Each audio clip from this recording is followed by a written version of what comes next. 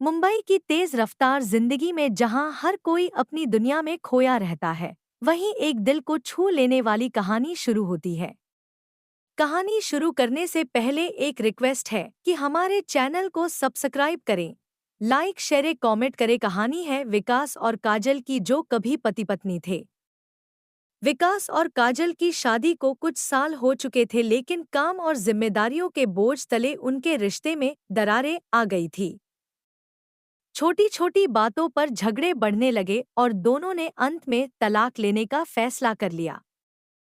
तलाक के बाद दोनों अपनी अपनी जिंदगी में व्यस्त हो गए। काजल ने एक नई शुरुआत की और विकास भी अपने करियर में व्यस्त हो गया। समय बीतता गया और एक दिन किस्मत ने कुछ ऐसा खेल खेला जिसे दोनों ने कभी सोचा भी नहीं था। एक रात काजल किसी जरूरी काम से ट्रेन में सफर कर रही थी।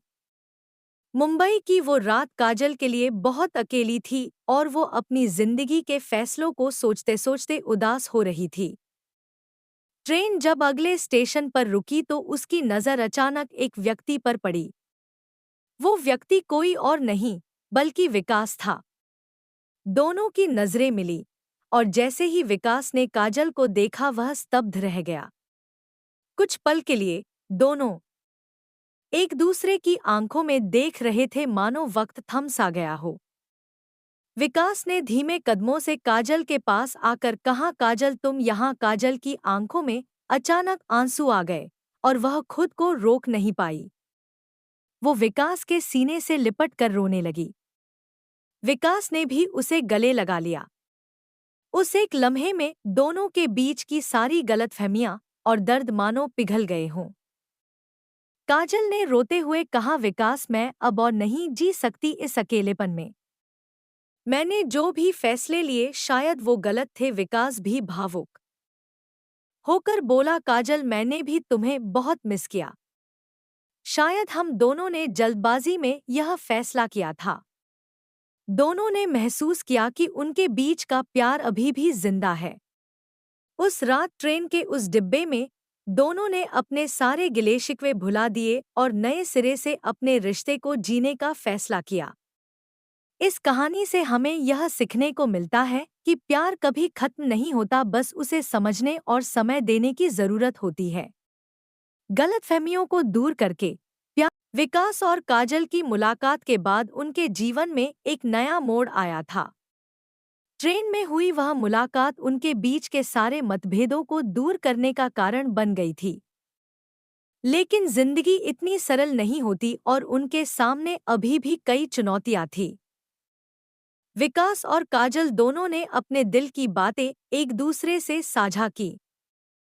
काजल ने विकास से कहा, मैंने तलाक के बाद तुम्हें बहुत याद किया। हर बार सोचा कि शायद तुम्हारे बिना जीना आसान हो, लेकिन हर दिन तुम्हारी यादों में ही डूब जाती थी।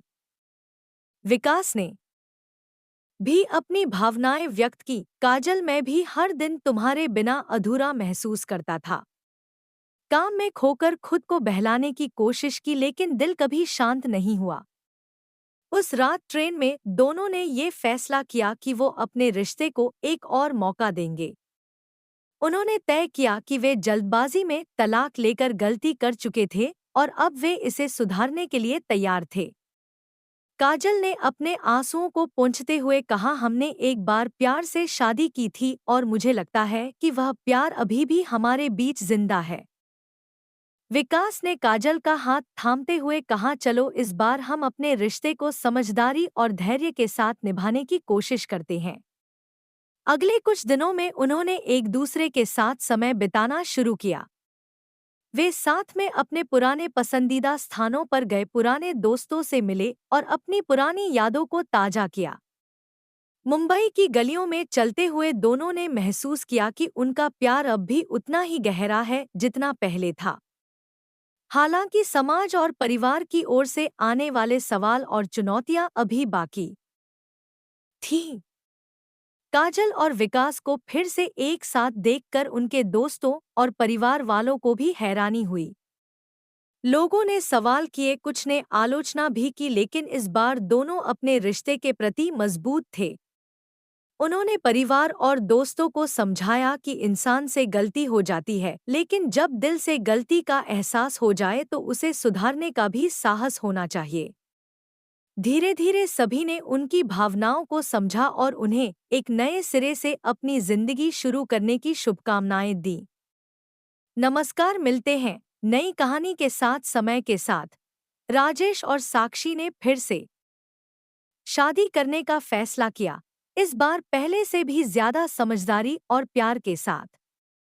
उन्होंने एक छोटे से समारोह में अपने नजदीकी दोस्तों और परिवार के साथ अपनी नई शुरुआत का जश्न मनाया।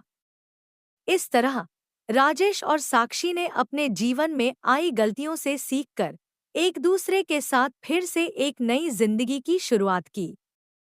उनकी कहानी हमें यह सिखाती है कि कभी-कभी हमें दूसरी बार मौका देना चाहिए, क्योंकि सच्चे प्यार को खोने से बेहतर है उसे फिर से पाने की कोशिश करना।